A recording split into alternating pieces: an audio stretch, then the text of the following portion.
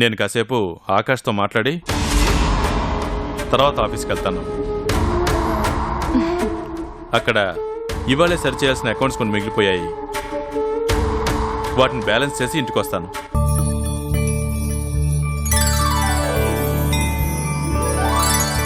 ఓంకారం నీవే, శ్రీకారం నీవే, అనగనగా కథకు ఆధారం నీవే.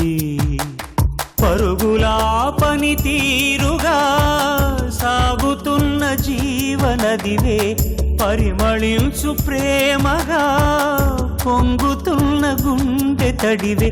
పూరమణి సుగుణమణి స్వార్థమెరుగదు నీవునికి, ఇవ్వమని ఆ దేవుడిని నువ్వు కోరేదొకటే ఎన్నటికీ. ముత్యమంత పసుపు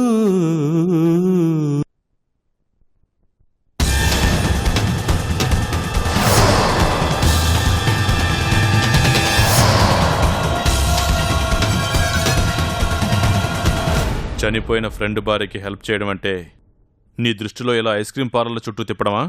ప్రతి విషయాన్ని భూతద్దంలో పెద్దది చేసి చూసే మీలాంటి వాళ్ళకి ఎదుటి వాళ్ళు చేసే సహాయం కూడా అపకారంలాగే కనిపిస్తుంది. మనసులో ఏ చెడు ఉద్దేశం లేనప్పుడు నేను కళ్యాణిని ఎక్కడ కలిసినా ఏ టైంలో కలిసినా కూడా అది నాకు మంచిగానే అనిపిస్తుంది. బహుశా మీ మనసులోనే ఏదైనా చెడు ఉద్దేశాలు ఉన్నాయేమో, లేకపోతే పదే పదే మా గురించి ఇలా చెడుగా ఆలోచించండి.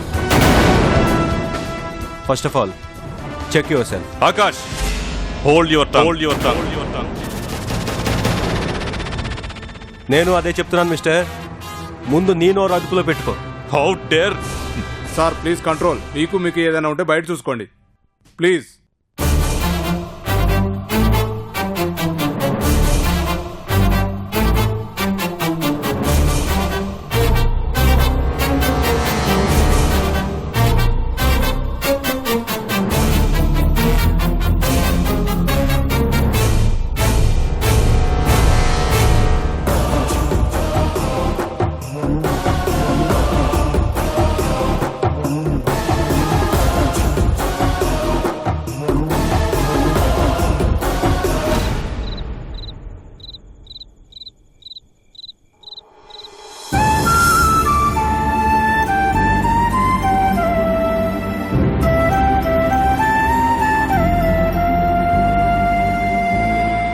కానీ అన్ని జీవితాలు ఒకేలాగా ఉండవు.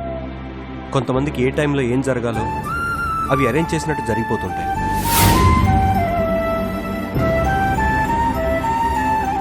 నాలాంటి కొంతమంది దురదృష్టవంతుల జీవితంలో అలాంటి అదృష్టం ఉండదు కళ్యాణి.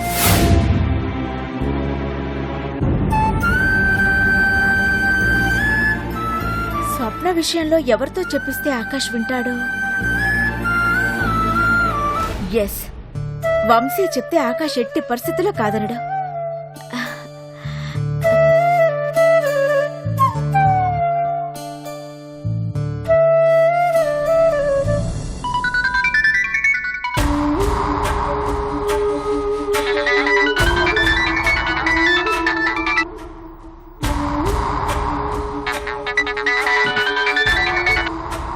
ఏంటి చెప్పు.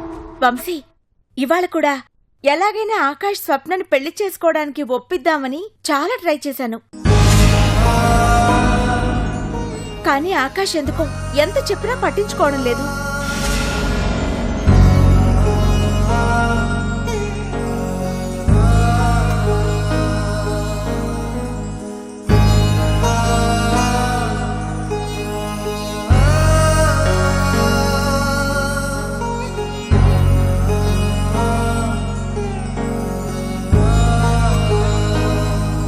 సో అది వంశీ మ్యాటర్. నువ్వే ఎలాగైనా ఆకాష్ స్వప్నని పెళ్లి చేసుకోవడానికి ఒప్పించాలి. ఎంతైనా నువ్వు ఆకాష్కి ప్రాణ స్నేహితుడివి కదా, నువ్వు చెప్తే ఖచ్చితంగా వింటాడు. అంటే ఏంటి నీ ఉద్దేశం? నేను పెళ్లిళ్ళ బ్రోకర్లా కనిపిస్తున్నానా? చచా, అది కాదు వంశీ. చూడు, ప్రతి అడ్డమైన విషయానికి ఇలా ఫోన్ చేసి విసిగించొద్దని ఇప్పటికే చాలాసార్లు చెప్పాను.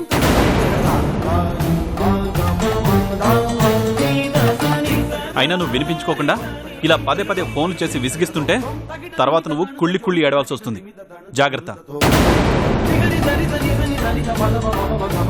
అసలు వాడి పెళ్లి గురించి వాడికి లేని తొందర నీకెందుకు? ఊళ్ళో వాళ్ళ పెళ్లిళ్ళ గురించి ఆలోచించడానికి ఊరు నిండా మ్యారేజ్ బ్యూరోలు చాలా ఉన్నాయి, కానీ ముందు నీ గురించి, నీ బ్రతుకు గురించి నువ్వు ఆలోచించుకో.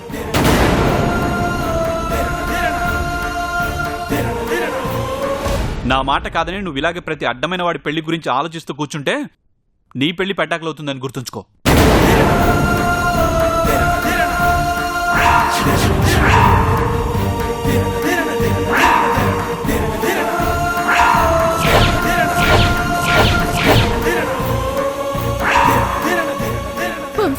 చూడు, నీతో సొల్లు కబుర్లు పెట్టు కూర్చోడానికి నేను ఇక్కడ ఖాళీగా లేను.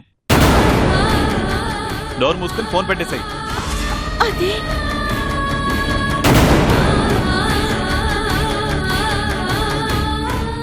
అయ్యో పాప వంశీ నిజంగానే ఎంత బిజీగా ఉన్నాడో.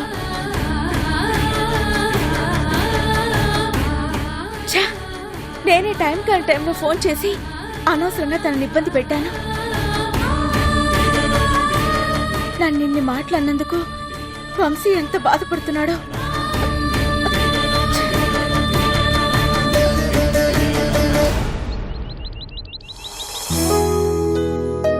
అలాగేనండి, తప్పకుండా వచ్చేస్తానండి. ఒక 10-10:30 కల్లా ఆఫీస్కి వచ్చేస్తాను. రైట్, ఉంటాను. బాయ్.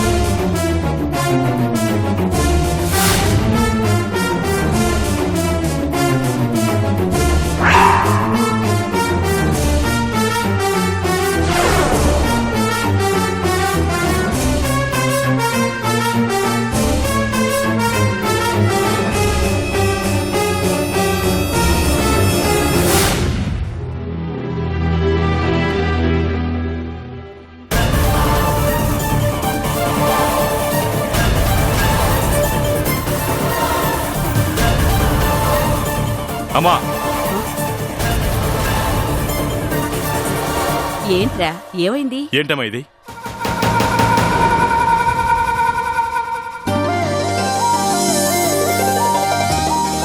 ఇదా?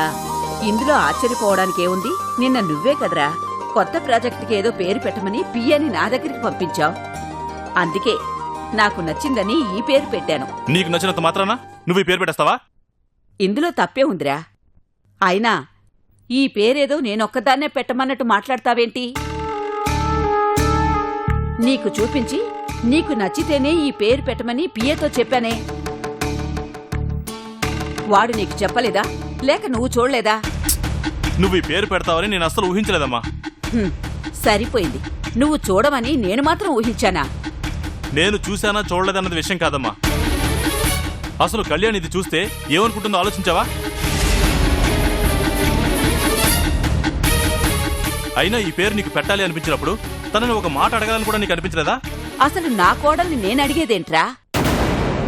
తను నా నిర్ణయాన్ని కాదందనే నమ్మకం నాకుండబట్టే కళ్యాణిని అడగాలనే ఆలోచన నాకు రాలేదురా. నువ్వన్నట్టు తను నిజంగా నీ కోళ్లే అయితే నువ్వు అనుకుంటున్నట్టు తను అడగాల్సిన అవసరం లేదు. కానీ తను నిజంగా నీ కోళ్లే కాదన్న విషయం కూడా నువ్వు మర్చిపోయావా? ఇప్పుడు కళ్యాణి నన్ను అడగకుండా ఇలా ఎందుకు చేశారని నిలదీస్తే ఏం చెప్పంటావమ్మా?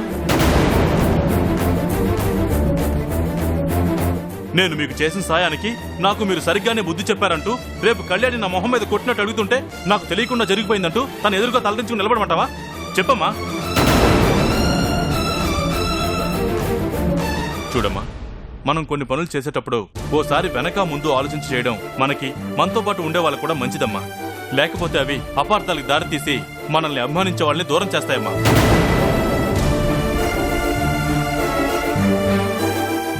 నిన్ను వేలెత్తి చూపించాలని ఇలా అంటం లేదమ్మా. మనల్ని ఎవరూ వేలెత్తి చూపించకూడదనే ఇలా అంటున్నాను.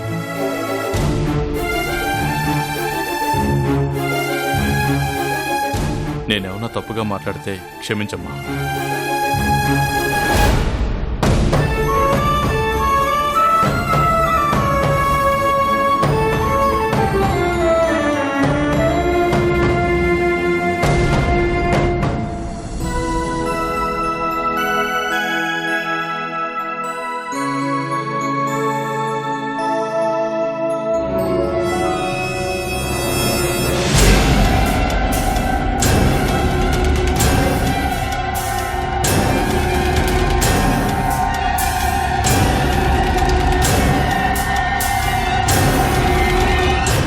ఏంటి కళ్యాణి గారు పొద్దున్నే కాలేజ్కి బయలుదేరినట్టున్నారు?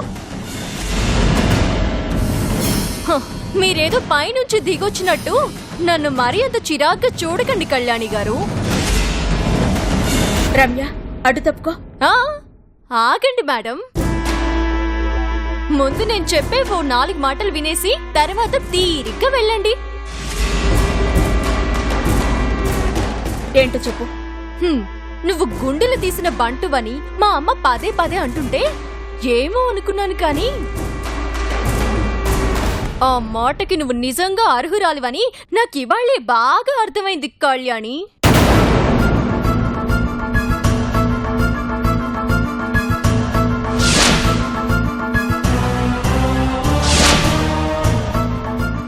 నీ నటన కౌశల్యానికి నంది అవార్డు ఇవ్వొచ్చని మా అమ్మ అంటుంటే ఏమో అనుకున్నాను కానీ నీ నటనకి ఆస్కార్ అవార్డు ఇచ్చిన తక్కువేనని నాకివాళే అర్థమైంది. రమ్య, పిచ్చి పిచ్చిగా మాట్లాడుకో. నాకివాళే అర్థమైంది అంటున్నా. అసలు నీకేమర్థమైందో ముందు అది చెప్పు. మరీ అంత అమాయకురాల్లా మాట్లాడుకు కళ్యాణి. నువ్వు చెప్పిందల్లా నమ్మేయడానికి నేను మరీ ఇదివరకటంత అమాయకురాల్ని కాను. అత్తయ్య మమ్మల్ని మెడపట్టి బయటికి గెంటాక మాకు ప్రపంచం అంటే ఏంటో తెలిసింది. మేము కాస్త తెలివి మీరాం. కాని మేమెంత తెలివి మీరినా నీ తెలివితేటల ముందు బలాదూరే. మా అత్తయ్యని బుట్టలో పెట్టుకొని ఆస్తి మొత్తం చుట్టేయడానికి ఎంత కథ నడిపావే. కట్టుకున్నోడిని కామ్గా పక్కకి నెట్టేసి ఒక పక్క మా బావ రఘురాంకి భార్యగా, మరో పక్క మా అత్తయ్య ప్రాణాలు కాపాడడానికి వచ్చిన దేవతామూర్తిలా ఎవ్వరికి ఏ డౌట్ రాకుండా అందర్నీ మేనేజ్ చేస్తూ అడ్డుపడుతున్న మాలాంటి వాళ్ళ అడ్డు తప్పించుకుంటూ చివరికి నువ్వు అనుకున్నది సాధించుకోగలిగావు. అందుకు నువ్వు నాకు శత్రువైనా అభినందించాల్సిందే. ఇంకొక మాట మాట్లాడావంటే నిన్నేం చేస్తానో నాకే తెలీదు. నువ్వు తలుచుకుంటే ఏమైనా చేయగలవని నాకు బాగా తెలుసు కళ్యాణి. లేకపోతే అన్ని తెలివితేటలున్న మా బావ దగ్గరే తిమ్మిని బమ్మిని చేసి ఆయన కంపెనీకే నీ పేరు పెట్టించుకోగలిగావంటే ఇక నీకు నన్నేదో ఒకటి చేయడం పెద్ద లెక్క. చెప్పు రమ్య, నీకేమైనా పిచ్చెక్కిందా? రఘురామ్ గారి కంపెనీకి నా పేరు పెట్టించుకోవడం ఏంటి? అబ్బొచ్చా, సరైన ప్రూఫ్స్ లేకుండా నీ దగ్గరకొచ్చి నిన్నిలా నడి రోడ్డు మీద నిలదీస్తే నువ్వు చివరికి నన్నే పిచ్చిదాన్ని చేసి ఇదే రోడ్డు మీద నన్ను రాళ్లతో కొట్టించగలిగేంత సమర్థురాలివని నాకు తెలుసు కళ్యాణి. అందుకే ఇదిగో పేపర్ యాడ్ తీసుకుని మరీ వచ్చాను. చూడు.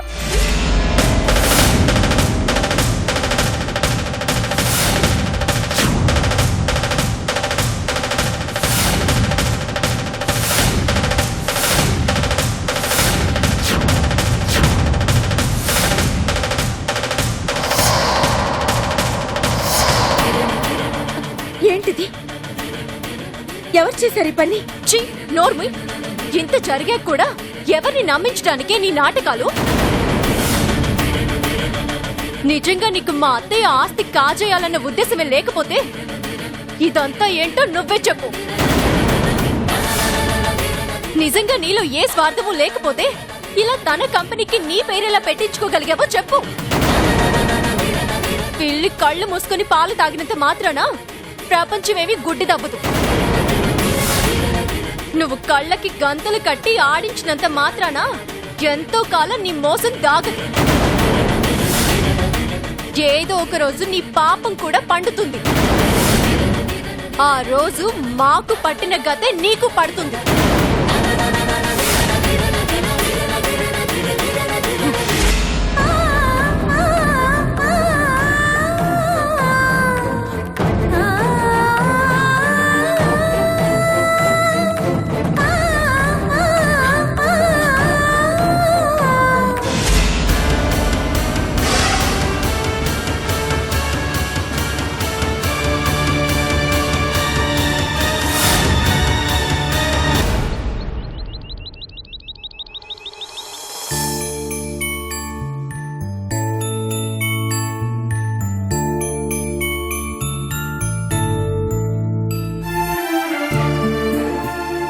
మీరా కూర్చోండి.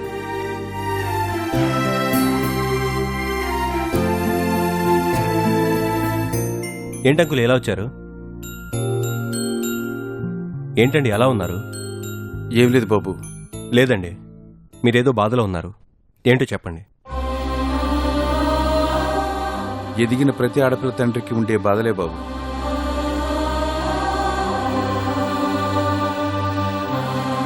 మనసుకు నచ్చిన వాడిని తప్ప మరొకరిని పెళ్లి చేసుకోనని కరాఖండికి చెప్పేసింది బాబు నా కూతురు.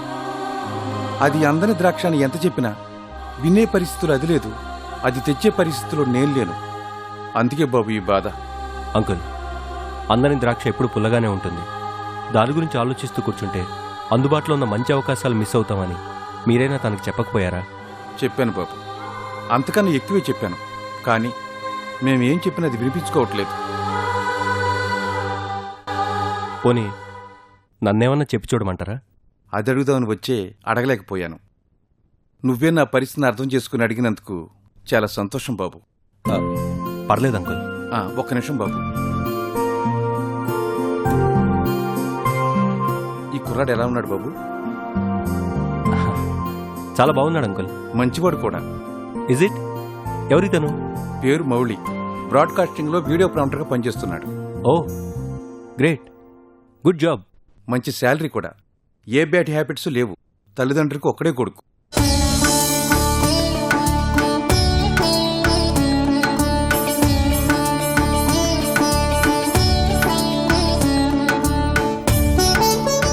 ప్రొఫైల్ చాలా చాలా బాగుంది అంకుల్. మన స్వప్నకి పర్ఫెక్ట్ మ్యాచ్. ఒకసారి తనకు కూడా చూపించిపోయారా? నేను అదే అనుకున్నాను. తీరా చూపించాక స్వప్న ఒప్పుకోకపోతే మళ్ళీ ఇలాంటి మంచి కుర్రాడు దొరకటం చాలా కష్టం బాబు. అందుకే ఆలోచిస్తున్నాను.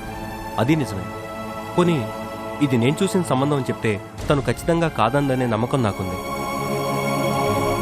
మీరేం దిగులు పడకండి. ఈ కుర్రోడ్తో స్వప్న పెళ్లి జరిపించే బాధ్యత నాది. ఇక విషయం మీరు మర్చిపోండి. It's my promise. తీసుకోండి. థ్యాంక్ యూ బాబు, థ్యాంక్ యూ వెరీ మచ్. ఇక నేను బయలుదేరతా. అంకుల్ ఒక నిమిషం. కుదిరితే అబ్బాయితో ఒకసారి నేను పర్సనల్గా మాట్లాడాలి. అలాగే బాబు, నేను ఏర్పాటు చేస్తా. వెళ్ళరానా?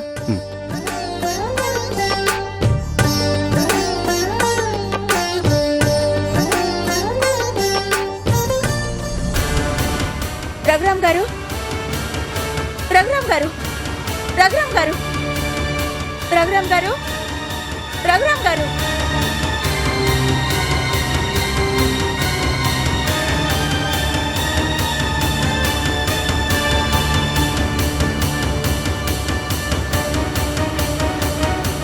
ఏంటండి ఇది?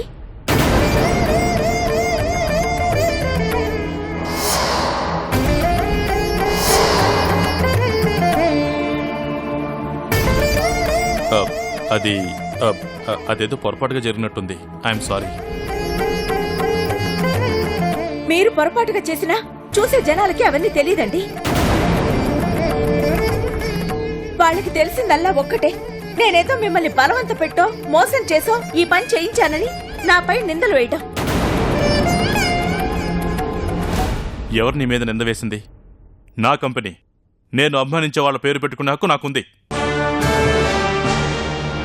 ఆ విషయంలో నేను ఎవరైనా నిందిస్తే నాకు చెప్పు కళ్యాణి, నేను వాళ్ళకి సమాధానం చెప్తాను. అలా అనేవాళ్ళు మీరున్నప్పుడు మీ ఎదురుగా అనారండి. నేను ఒంటరిగా ఉన్నప్పుడు ఈటల్లాంటి మాటలతో నా మనసుకి గాయం చేస్తుంటే ఆ క్షణంలో నేను అనుభవించే బాధ నాకు మాత్రమే తెలుసు.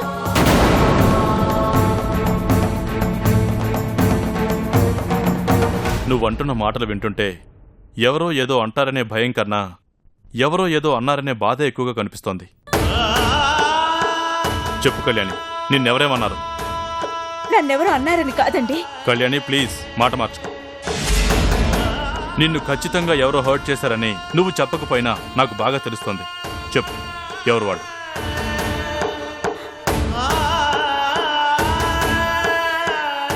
చెప్పు కళ్యాణి.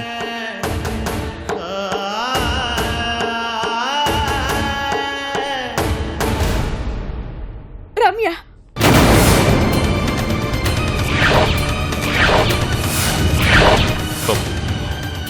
రమ్యనా?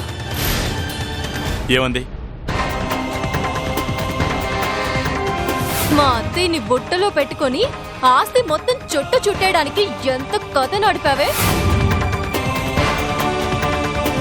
కట్టుకున్నోడిని కామ్గా పక్కకి నెట్టేసి ఒక పక్క మా బావ రఘురామ్కి భార్యగా, మరో పక్క మా అత్తయ్య ప్రాణాలు కాపాడడానికి వచ్చిన దేవతామూర్తిలా ఎవ్వరికి ఏ డౌట్ రాకుండా అందర్నీ మేనేజ్ చేస్తూ అడ్డుపడుతున్న మాలాంటి వాళ్ళ అడ్డు తప్పించుకుంటూ చివరికి నువ్వు అనుకున్నది సాధించుకోగలిగావు.